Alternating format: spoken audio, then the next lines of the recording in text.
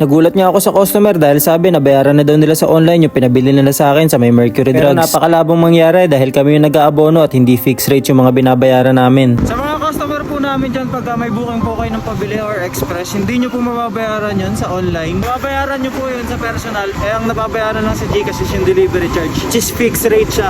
Order nyo hindi po siya magiging fixed rate kasi mga boss pwede siya magbago. Yun lang, salamat. Iba kasi kapag ka grab food yung order nyo, kagaya nito, cash on delivery yung payment niya, kaya pag nating natin doon lang natin siya sisingilin. Kasama na doon yung delivery charge. Kagaya na lang nitong pumasok na booking sa atin, double booking. Sa halagang 99 pesos na delivery charge, magkalapit lang. Boss, kakapasok mo pa lang, follow up ka agad ah. Boss, kanina pa to boss eh. Pasok lang yun eh. Gulo mo sila. Nandyan yung bestie ko. May kapit.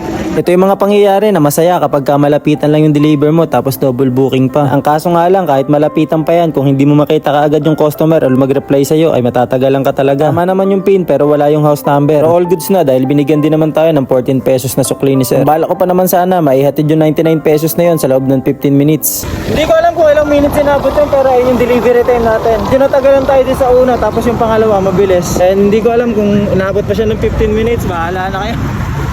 Tambay pa nga lang sana ako ulit dito sa may tambayan namin kaso pinasukan ka agad ako ng pabili ulit. Meron dalawang order, nagatas si ma'am kaso nga lang hindi natin siya matawagan kung anong size nga ba yung kukunin natin. Hindi natin makontak yung customer dito sa may pabili natin sa Mercury Drug. Pero may total naman siyang estimated na presyong dapat gastusin. Nagpabili kasi siya ng fresh milk dalawa pero hindi natin alam kung ano yung size. Binili natin yung 1000 ml. Self-decision na lang kasi hindi natin siya makontak.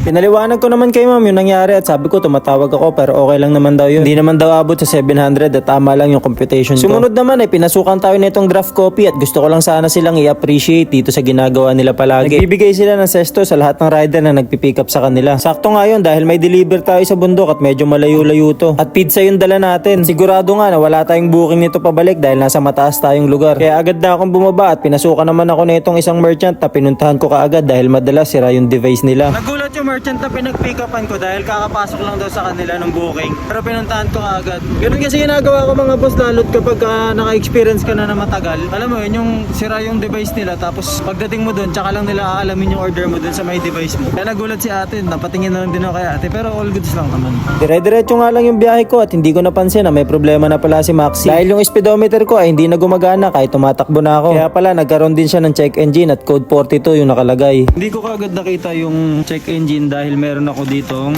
voltmeter na nakalagay tapos yung check engine niya yun yung nasa loob. Yun, 1, 2, 3, 4 tapos sunod na mabibilis yan.